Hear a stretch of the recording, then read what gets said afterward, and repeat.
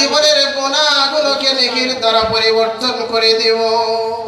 সুবহানাল্লাহ। আল্লামা ইমাম গাযালী রাহমাতুল্লাহি আলাইহি, ইমাম গাযালী রাহমাতুল্লাহ আলাইহি তার কিতাব মুকাশাফাতুল কুলুবের মধ্যে একটা ঘটনা উল্লেখ করছেন। ইমাম গাযালী রাহমাতুল্লাহি আলাইহি বলেন, এক যুবক প্রতিদিন সারা দিন যে আমলগুলো করতেন, ছোট বড় নেক আমল বদ আমল যা করতেন, সন্ধ্যার বেলায় বাসায় আসার পরে সমস্ত আমলগুলো একটা ডায়েরির মধ্যে লিখে রাখতেন। কি করতেন? লিখে রাখতেন। সারা দিনের আমল ভালো খারাপ যেটাই করতেন, সন্ধ্যার পরে যখন বাসায় আসতেন তার একটা নির্দিষ্ট ডায়েরি ছিল। এই ডায়েরির মধ্যে তার এই কয়টা সারাদিনে সওয়াবের আমল করছে, নেক কাজ কয়টা করছে, গুনাহের কাজ কয়টা করছে, এই সমস্ত আমলগুলো উনি ডায়েরির মধ্যে লিখে রাখতেন। ইমাম গাযালী রাহমাতুল্লাহ আলাইহি তার কিতাব মুকাশাফাতুল কুলুবের মধ্যে এই ঘটনা উল্লেখ করে বলেন, ওই বান্দা, ওই যুবক সারাদিন এইভাবে আমল, দিনের পর দিন, বছরের পর বছর এই একইভাবে আমল করে যাচ্ছেন। রাত্রিতে যখন উনি ঘুমাইতে যেতেন, এই আমলের লিস্টটা নিজের কাছে নিয়ে যে সমস্ত গুনাহগুলো করছেন, এই গুনাহগুলো দেখে দেখে ওই বান্দা আল্লাহ তাআলার কাছে কান্না করতেন। এই গুনাহগুলো দেখে দেখে আল্লাহর কাছে কান্না করে ক্ষমা চাইতেন। আল্লাহ, জীবনে যত গুনাহ করছি, মাসুদ ভাই, এতগুলা গুনাহ হয়ে গেছে, দয়া করে আমার জীবনের গুনাহগুলোকে আপনি মাফ করে দেন। এইভাবে প্রতিদিন আল্লাহর ওই বান্দা কান্না করতেন, কান্না করে করে ঘুমিয়ে যেতেন।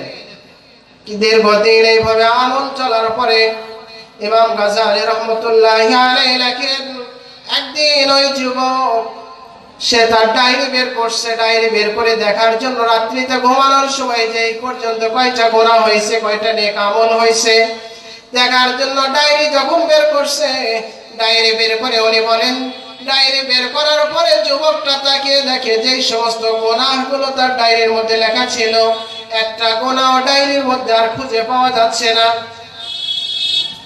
ইমাম গাযালী রাহমাতুল্লাহি আলাইহি উনি বলেন, যুবকটা যখন তাকিয়ে দেখলেন যে ডায়েরির মধ্যে আর কোনো গুনাহ, কোনো কিছুই লিপিবদ্ধ নেই, উনি কান্না শুরু করে দিলেন।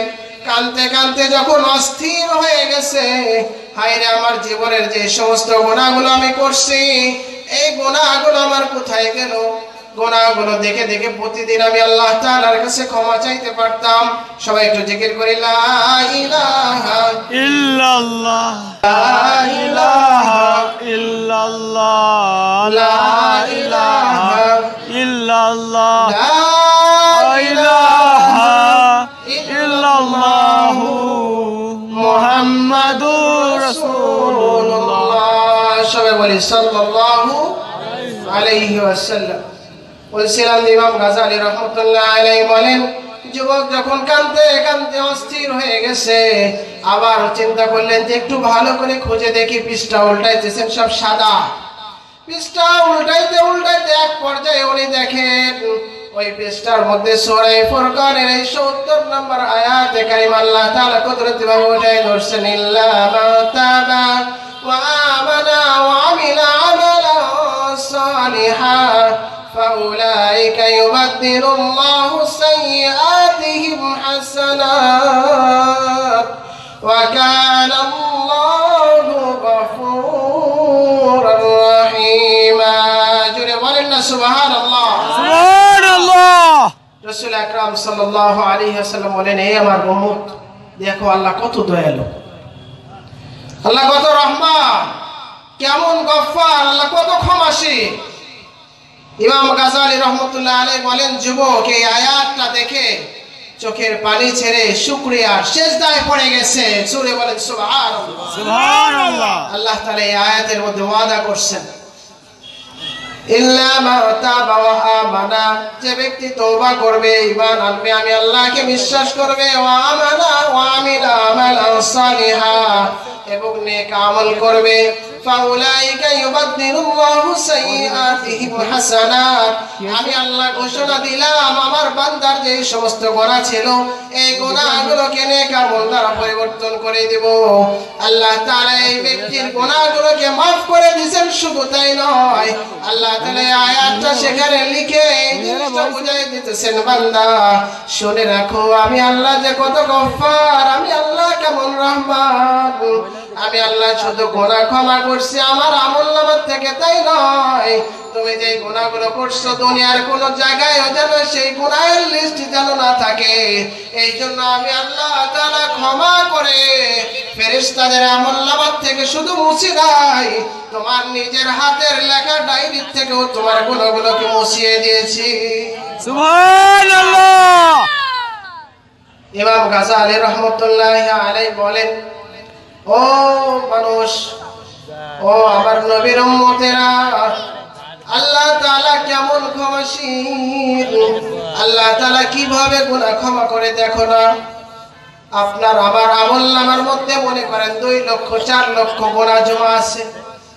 এই সমস্ত গুনাহের থেকে যদি আপনি আমি ক্ষমা চাই, আল্লাহ তাআলা এই 2 লক্ষ গুনাহগুলোকে পরিপূর্ণ যদি খালেস ভাবে তওবা নাসুহা করতে পারে এবং নেক আমল করতে পারে, 2 লক্ষ গুনাহগুলোকে 2 লক্ষ সওয়াবের দ্বারা রূপান্তরিত করে দিবে। সুবহানাল্লাহ। গুনাহ মাফ করবে তাই নয়, গুনাহর যে সংখ্যা ছিল সেই সংখ্যাগুলোকে আল্লাহ সওয়াবের খাতার মধ্যে লিস্ট করে দিবে। এই জন্য তওবা করার জন্য রাজি আছি তো ইনশাআল্লাহ? ইনশাআল্লাহ। তওবা করতে পারবো তো ইনশাআল্লাহ? ইনশাআল্লাহ। আল্লাহ রাসূল সাল্লাল্লাহু আলাইহি ওয়াসাল্লাম এই জন্য বলছেন, হে আমার উম্মতেরা, আসো তওবা করো, আল্লাহ তাআলার কাছে ক্ষমা চাও। আল্লাহ তাআলা তোমাদের জীবনের গুনাহগুলোকে maaf করে দিবে। শুধু maaf করবে তাই নয়, এখন অনেকেই হয়তো মনে করতে পারেন, হুজুর অনেক গুনাহ করছি আমি, আমার জীবনের আমলনামার মধ্যে অনেক গুনাহ, আমার মতো ব্যক্তিকে হয়তো আল্লাহ ক্ষমা করবে না। আল্লাহ তাআলা কোরআনের মধ্যে বলেন, লা তাকনাতু মির রাহমাতিল্লাহ ইন্নাল্লাহা ইয়াগফিরুয যুনুবা জামিআ ইন্নাহু হুয়াল গফুরুর রহিম। হে আমার বান্দা, লা তাকনাতু মির রাহমাতিল্লাহ, আমি আল্লাহর রহমত থেকে তোমরা নৈরাশ হয়ো না।